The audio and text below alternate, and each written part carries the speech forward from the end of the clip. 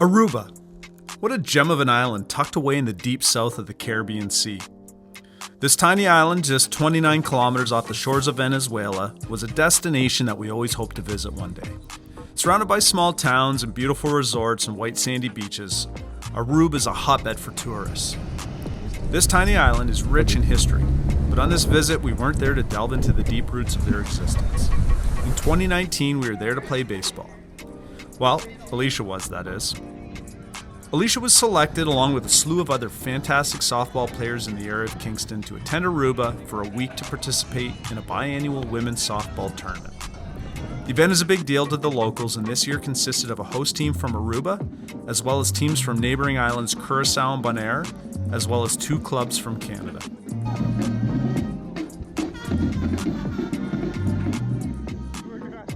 We were all pretty pumped to go and cheer on our girls as they were determined to upset the host team of Aruba, who had a history of claiming the title of this week-long event. We arrived in style and in class as we posed with the other Canadian team, which consisted of players from the Hamilton area. The girls also arrived in style at Meduchy Stars Field, which was located on the south tip of the island in the area of St. Nicholas. It was an interesting diamond, a concrete shell, a grassless field, along with a few interesting spectators. The ladies were prepared to play and also looked good in their Team Canada jerseys.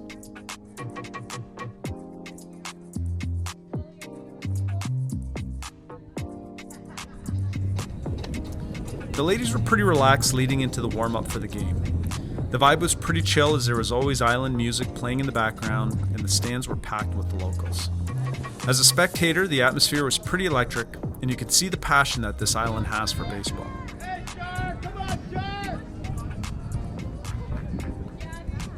Game 1 started off in our favor as the ladies came out in full force as their bats were on fire.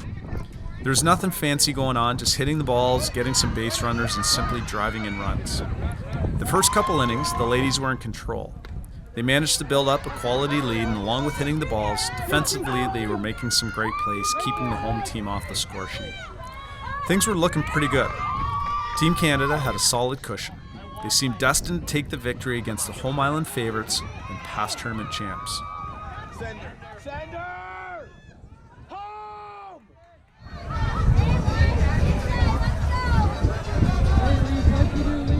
Things ended up getting a bit weird as the innings passed by.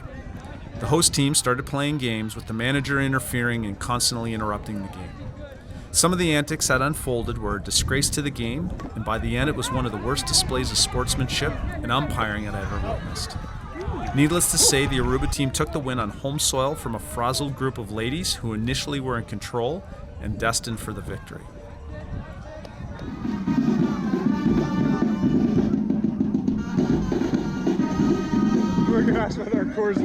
The ladies were champs and recovered well from the defeat and showed their typical Canadian class as they participated in opening ceremonies. The brief ceremonies had a band on hand that played live island music while the teams were introduced to the small crowd on hand. It was a pretty neat experience and it helped ease the frustration from what had just ensued on the field in Game 1.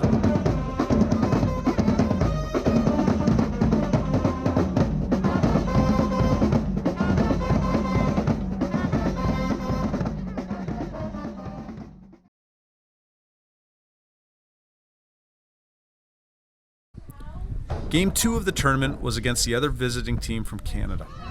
What a completely different vibe, atmosphere, and stellar camaraderie and sportsmanship between both these teams.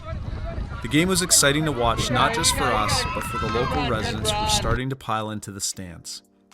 Both teams put on a display of what the game is supposed to be about: hard work, teamwork, great plays, and most of all, class.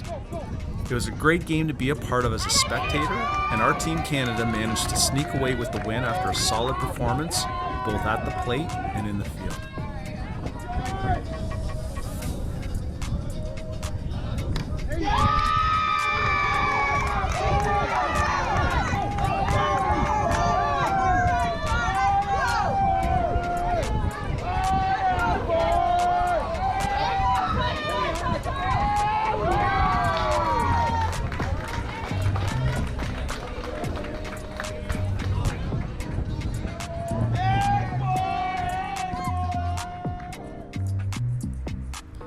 Now, the team and spouses did have some downtime between playing and watching baseball, and we were fortunate enough to stay in this remarkable house located just 15 minutes north of Oranjestad in the area of Kauari.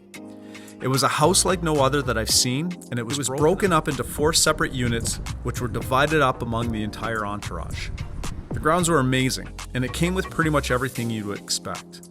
A gorgeous outdoor space with a pool, and my favorite spot, the rooftop patio with pretty cool views of the entire area. A great space, and if you're traveling with a large group, you can find it on Airbnb, luxury 9-bedroom villa with roof deck, Palm and Eagle Beach. Check it out, you won't be disappointed.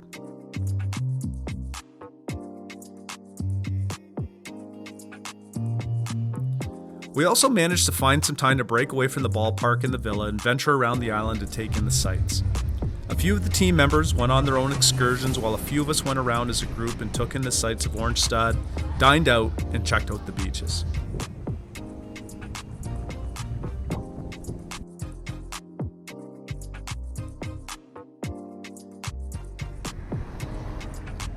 The island is small, and it's possible to bounce around in half a day from one tip of the island to the other. There's lots to take in, and it was interesting to spend some time from one beach to the other, and it was surprising how different each one actually was.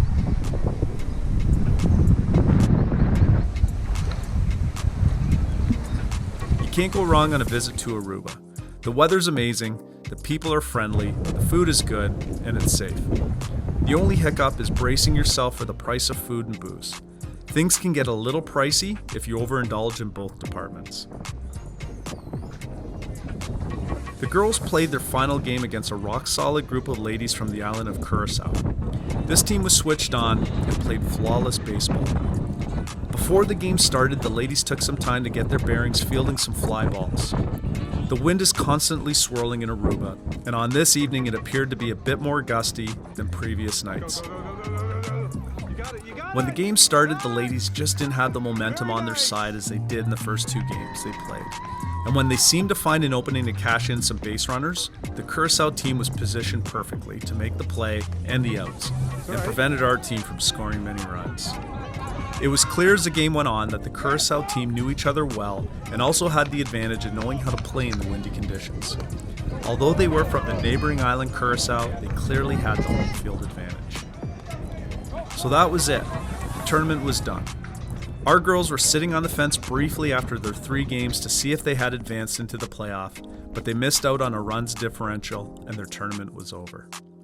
They played well and took defeat with class. They also took solace knowing that their 3rd game loss was to the eventual winners of the tournament, Curacao, who ended up beating the home island squad from Aruba. The experience for the week was incredible. The atmosphere was great, the accommodations were 5-star, and the quality of baseball was top-notch. A big thank you goes out to Sherry Knox, who somehow managed to piece together a great group of girls to represent Canada, along with being the lead in planning this entire trip. We all had the easy part, just showing up, but Sherry clearly put in a lot of work on her own time to make this trip happen. Thanks a lot, Sherry. Whether you go to Aruba for business or pleasure, or baseball, you won't be disappointed. It's a phenomenal destination with incredible views, fantastic people, good food, and flawless beaches. If you haven't been to Aruba, put it on your list and make sure you check it out.